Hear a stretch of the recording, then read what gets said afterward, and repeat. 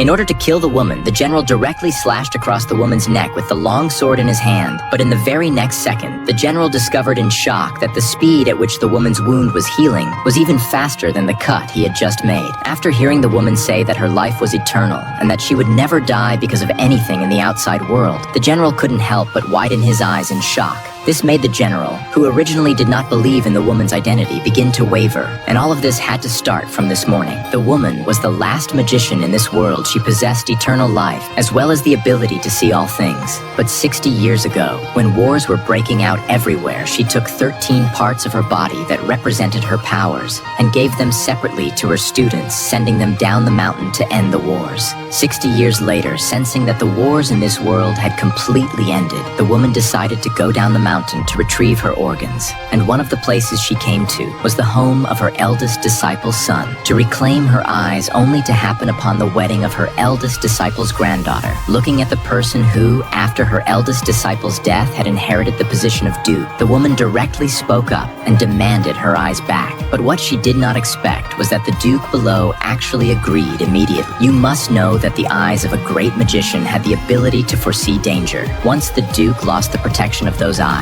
he would very likely become an ordinary person, and even his position as duke could disappear overnight. Seeing such a sincere duke, the woman immediately stated that she could help the duke with one final divination as compensation to him. After hearing this, the duke immediately felt a surge of joy. Thinking of his daughter who was about to get married, the duke immediately asked the woman to help divine his daughter's fate. But before the duke could even say it out loud, the woman already knew his intention. She then asked the duke to bring his daughter to the living room, claiming that only by seeing the person could she calculate the result accurately. At this moment, the girl, because she saw how respectful her father was toward the woman, mistook the woman for her father's mistress upon hearing that the woman wanted to see her. The girl arrogantly brought her mother to the living room. As soon as they entered the living room, the Duchess couldn't help but mock the woman out loud. But when she clearly saw the woman's face, the Duchess froze in shock. Yet she didn't understand why she felt afraid. She could only watch as her daughter ordered a maid to hand the woman a cup of scalding tea. Seeing that the woman accepted the teacup without hesitation and drank it, and could even accurately describe the quality of the tea, the girl immediately felt irritated. She wanted to step forward to check, but was burned by the temperature of the tea. Hearing the woman criticize her daughter for lacking manners,